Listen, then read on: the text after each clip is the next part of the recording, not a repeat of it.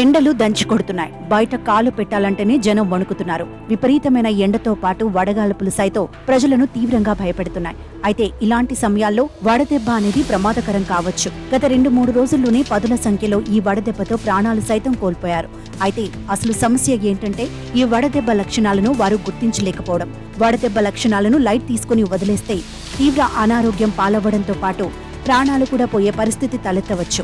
అసలు వడదెబ్బ ఏంటి, దాని లక్షణాలను ఎలా గుర్తించాలి తెలుసుకుందాం రండి. మన శరీర ఉష్ణోగ్రత 104 డిగ్రీలకు చేరుకున్న మించిన ఎండ దెబ్బ తగిలినట్లు నిర్ధారించుకోవాలి.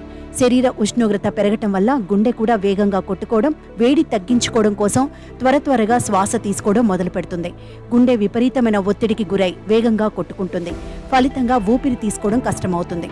ఎండ దెబ్బతో మెదడు పనితీరు మీద ప్రభావం పడుతుంది. దాంతో అయోమయం, కళ్ళు తిరగడం వంటి లక్షణాలు కనిపిస్తాయి.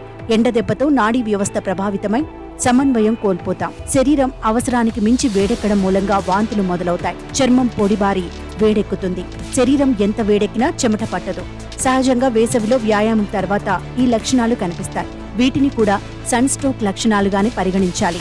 వడదెబ్బ తగిలిన వారికి సమయానికి కొన్ని సేవలు చేస్తే వారు ప్రమాదం నుంచి బయటపడతారు. మొదట వడదెబ్బ తగిలిన వ్యక్తిని వెంటనే చల్లబరచాలి. వీలైతే రోగిని చల్లని నీటిలో ముంచాలి లేదా చల్లటి తడిబట్టలలో చుట్టాలి. చల్లని తడిబట్టతో ఒళ్లంతా అద్దుతూ ఉండాలి. రోగి తాగగలిగితే చల్లని పానీయాలు ఇవ్వాలి. సొంత వైద్యం పనిచేయదు. రోగికి అందుబాటులో ఉంటూ ఈ సేవలు చేస్తూనే వెంటనే వైద్యులను సంప్రదించాలి.